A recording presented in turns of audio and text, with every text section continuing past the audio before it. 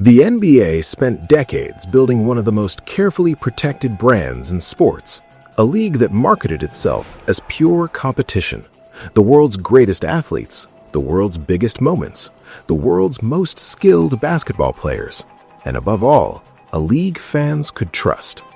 Then, they partnered with gambling companies, not quietly, not reluctantly, not as a necessary evil. They embraced it, they promoted it, they celebrated it. And now, players are being investigated. Referees are constantly accused of corruption. Fans believe games are rigged. Sportsbooks are everywhere. Betting advertisements are impossible to escape. And the league is facing a question it spent generations trying to avoid. What happens when the business of basketball becomes inseparable from the business of gambling? Because once that line disappears, everything changes. The irony is almost unbelievable. For decades, the NBA treated gambling as an existential threat. Now, it's one of their biggest business partners. The same activity that once got players suspended is now plastered across broadcasts. The same activity that once terrified league executives is now generating billions. And the worst part? The warnings were obvious. Everyone saw them coming. Former players saw them. Journalists saw them. Fans saw them. Even league executives privately understood the risks. But there was simply too much money on the table. And whenever billions of dollars are involved, human beings have a remarkable ability to convince themselves that consequences don't exist. Until they do. Because what started as a business opportunity has slowly become something much darker. A trust problem, a credibility problem, and potentially a scandal problem. One that gets worse every single year. But to understand how the NBA created a mess this dangerous, we have to go back to the very beginning. Long before sportsbooks became NBA sponsors, long before betting odds appeared during broadcasts, long before every commercial break felt like an invitation to lose money, the NBA had already learned a brutal lesson about gambling. And that lesson had a name: Tim Donaghy. In 2007, the entire league was shaken when NBA referee Tim Donaghy was caught betting on games. Not random games, NBA games, including games he officiated. Suddenly, the nightmare scenario wasn't hypothetical anymore. It was real. Fans immediately began asking the question every sports league fears most. If one referee was involved, how many others were involved? The damage wasn't just legal. It was psychological. Sports only work when people believe they're real. The second fans start believing outcomes are manipulated, the entire product begins to collapse, because nobody wants to watch professional wrestling disguised as competition. The Donaghy scandal became one of the most embarrassing moments in NBA history. League officials spent years trying to distance themselves from gambling. The message was simple: betting threatens the integrity of the game. And honestly, they weren't wrong. The NBA understood something that executives today seem desperate to ignore. Gambling creates incentives, dangerous incentives. When enough money is involved, people do stupid things. Players, referees, executives, fans, everyone. But then, something happened. The United States changed. For decades, sports betting had been heavily restricted across much of America. Then, the walls started coming down. State after state legalized sports betting, and suddenly a gigantic pile of money appeared. An absolutely absurd amount of money. Hundreds of millions, then billions, then tens of billions. The kind of money that makes corporations lose all self-control. The kind of money that makes executives convince themselves they're visionaries. The kind of money that turns obvious risks into growth opportunities. And the NBA wasn't alone. Every major sports league saw the same thing: a gold rush. A modern-day oil field hidden inside people's gambling addictions. Soon, sportsbooks weren't just legal, they were everywhere. DraftKings, FanDuel, BetMGM, Caesars. Every company was fighting for market share. Every company was spending insane amounts of money, and every sports league wanted a piece of it. The NBA jumped in. Very fast. Very fast. Official partnerships appeared. Advertising exploded. Broadcast integrations followed. Odds started showing up during games. Analysts discussed betting lines on television. Commentators casually referenced spreads and parlays. The transformation was stunning. Within a few years, gambling had gone from a threat to league integrity to a core part of the viewing experience, and executives couldn't stop congratulating themselves. From a business perspective, it looked brilliant. Revenue was increasing, sponsorships were growing, investors were happy, sportsbooks were spending aggressively. Everyone was making money, at least on paper. But beneath the surface, cracks were already forming. Because gambling doesn't just change how people consume sports, it changes how they think about sports. A basketball game stops being a basketball game. Every rebound becomes a bet. Every assist becomes a bet. Every missed free throw becomes a bet. Every injury becomes a bet. Everything becomes a bet. Fans stop watching teams, they start watching wagers. And that's when the toxicity begins. NBA players soon discovered this firsthand. For decades, athletes received criticism. That comes with the job. But sports betting introduced something new: financially motivated hatred. The moment fans started losing money, the abuse exploded. Players began receiving death threats. Family members were harassed. Social media became flooded with angry gamblers blaming athletes for failed parlays. Imagine being an NBA player. You miss one free throw. One. Not the game-winning shot. Not a playoff series. Not a championship. One meaningless free throw. And within minutes, strangers are sending threats because you ruined a 14-leg parlay they built at 2 o'clock in the morning. That isn't fandom. That's addiction mixed with entitlement. And it was becoming normal. League executives could see it. Players could see it. Everyone could see it. But nobody wanted to interrupt the money machine. Then came an even bigger problem, the one nobody wanted to discuss publicly. Because if gambling influences fans, what happens when it starts influencing players? That's where things become dangerous. And eventually, that's exactly what happened. For years, the NBA's executives acted like they had discovered a cheat code. More gambling, more engagement, more revenue, more growth. Every quarterly report looked fantastic. Every partnership looked brilliant. Every sportsbook executive sounded like a genius. Until reality showed up. And reality arrived in the form of a relatively unknown player named Jontay Porter. In most scandals, the people who bring down billion-dollar systems are powerful. CEOs, owners, superstars. Not this time.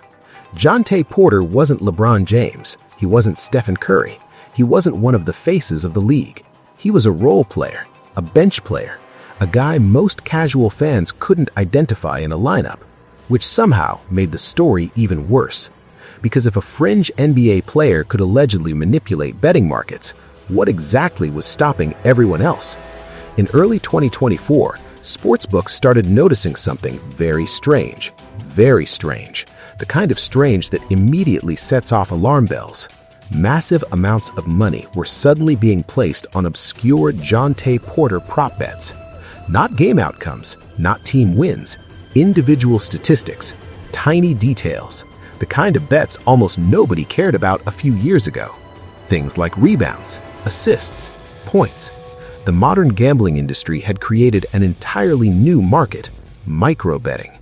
Instead of betting on who wins, people now bet on hundreds of tiny statistical events. And that's where things became vulnerable. Because manipulating an entire NBA game is difficult. Manipulating your own statistics, that's much easier. The investigation that followed was ugly. According to allegations later revealed, suspicious betting activity appeared before games in which Porter left unusually early. In one game, he played only a few minutes before exiting. In another, he left citing illness. Meanwhile, bettors who had wagered on his unders suddenly looked like geniuses.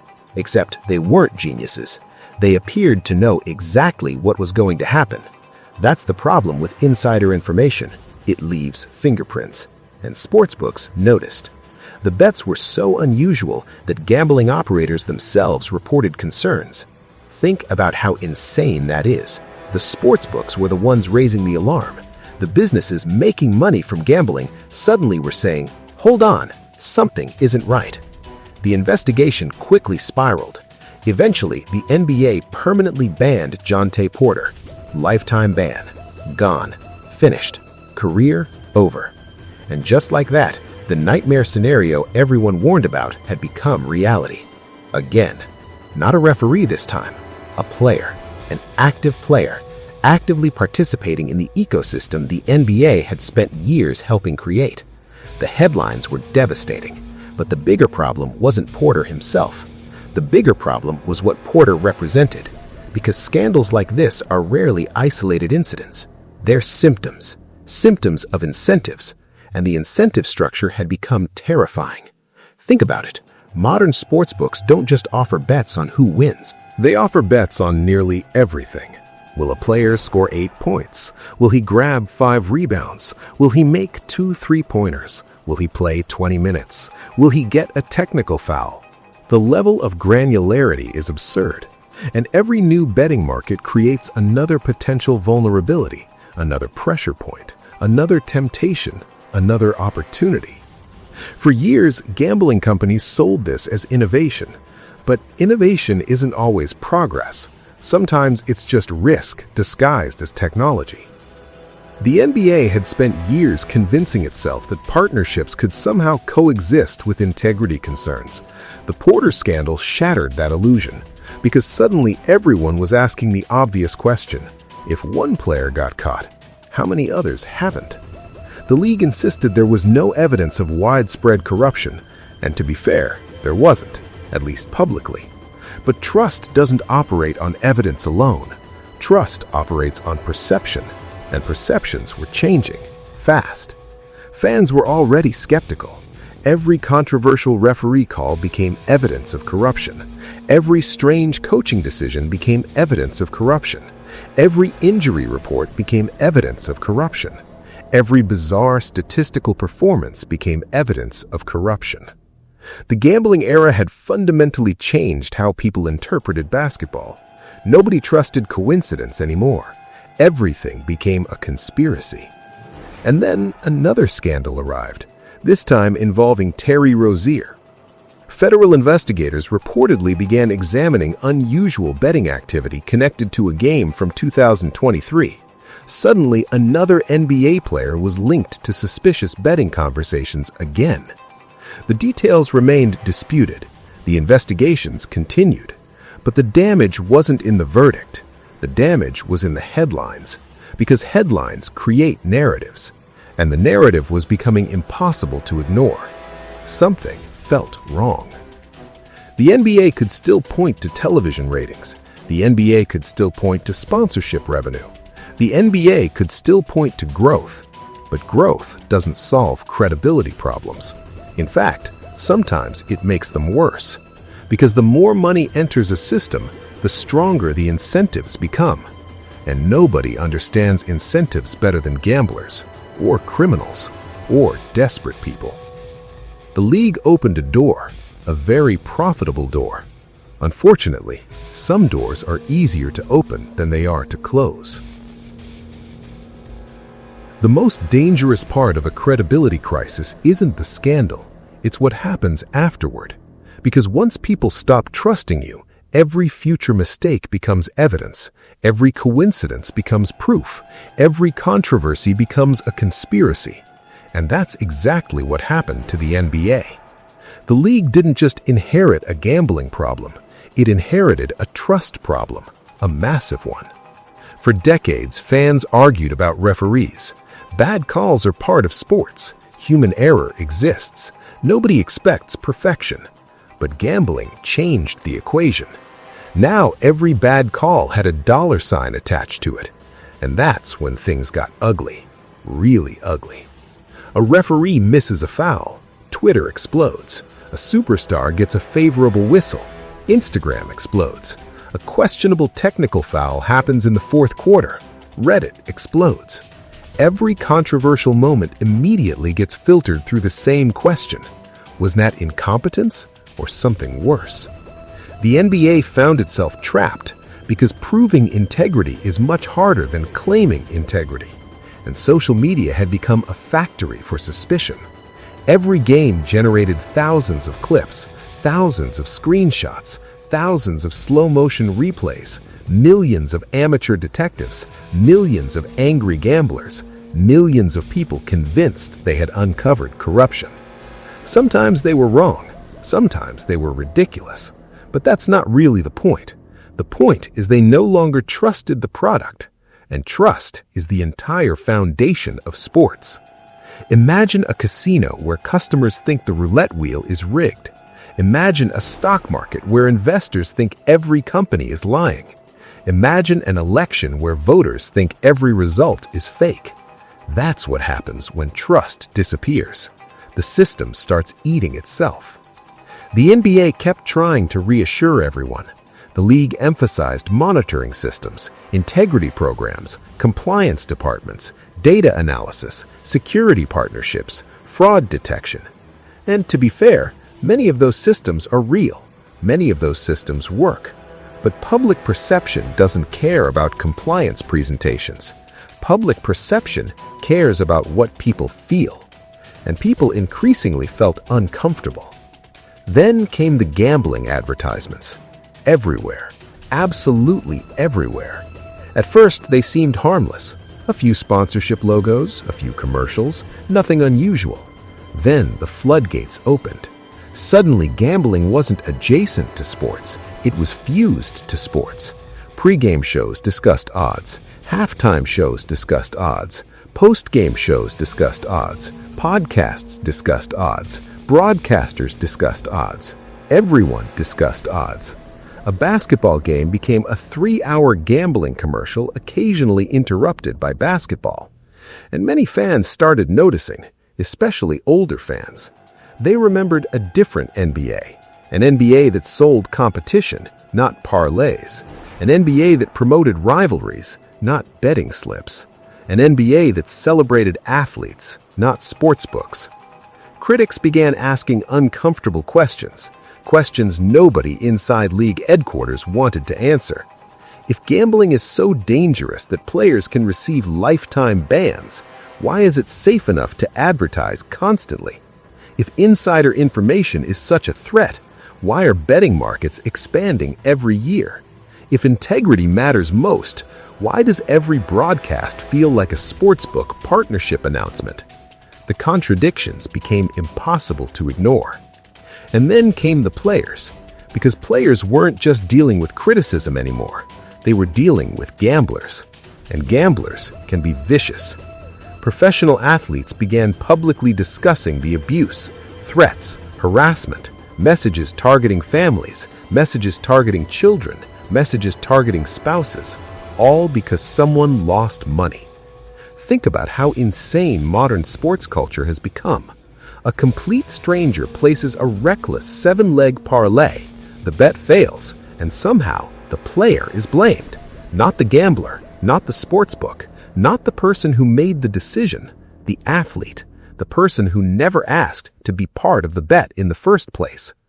Tyrese Halliburton once described how many fans only cared about him as a betting asset, not as a player, not as a human being, as a line on a screen. A statistic, a prop bet, a number. And that's the hidden cost of gambling culture. It turns people into financial instruments. The audience stops caring who wins.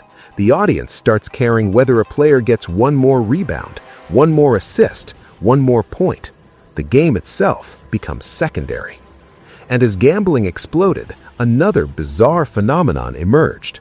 Fans started rooting against the sport they claimed to love. You've seen it. A team wins, but gamblers are furious. A player has an incredible game, but gamblers are furious.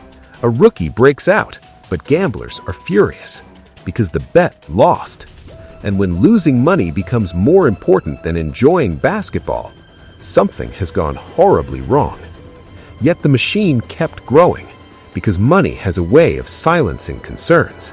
The gambling industry generated billions. The league benefited. The networks benefited. The sportsbooks benefited. Everyone benefited, at least in the short term. But history is full of industries that made fortunes while ignoring obvious warning signs. Wall Street before 2008, crypto executives before multiple collapses, dot-com companies before the crash. Everyone feels brilliant during the boom. The problems only become visible later. And then there was the referee issue. The ghost of Tim Donaghy never truly disappeared. It lingered. Every season, every playoff run, every controversial series, every suspicious whistle. Donaghy had permanently damaged something. He had planted an idea that could never be fully removed. Because once fans learn corruption is possible, they never completely stop looking for it, ever. The NBA spent nearly 2 decades trying to move beyond that scandal.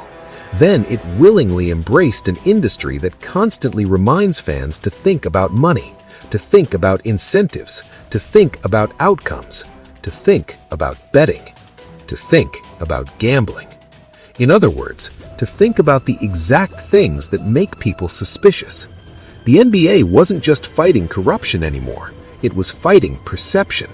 And perception is often stronger than reality. By 2025 and beyond, a growing number of fans had reached a conclusion. Maybe not because they had evidence, maybe not because they had proof, but because they had lost confidence. And confidence, once lost, is almost impossible to recover. The NBA created a monster. Not necessarily widespread corruption, something arguably worse, permanent doubt. The kind of doubt that follows every controversial call, every injury report, every betting anomaly, every investigation, every scandal, and every future mistake. The public execution wasn't happening in a courtroom. It wasn't happening in a boardroom. It wasn't happening through lawsuits. It was happening in the minds of millions of fans. One suspicion at a time, one controversy at a time, one gambling advertisement at a time, until eventually the question stopped being, is there a gambling problem, and became, how bad is it really? The strangest part of this entire story is that nobody involved is surprised. Not really. The fans aren't surprised. The players aren't surprised. The journalists aren't surprised. Even the executives probably aren't surprised, because the outcome was obvious from the beginning. When you inject billions of dollars into a system, the incentives change. Always. It doesn't matter how many integrity departments you create. It doesn't matter how many compliance officers you hire. It doesn't matter how many press releases you publish. Human nature doesn't care about corporate messaging. Human nature responds to incentives, and the incentives are now everywhere. That's the uncomfortable truth sitting at the center of modern sports. The NBA didn't create gambling. The NBA didn't invent sports betting. The NBA didn't force people to place wagers, but the NBA absolutely helped normalize it. And that's where the criticism becomes difficult to avoid, because the league wants to occupy 2 positions at once.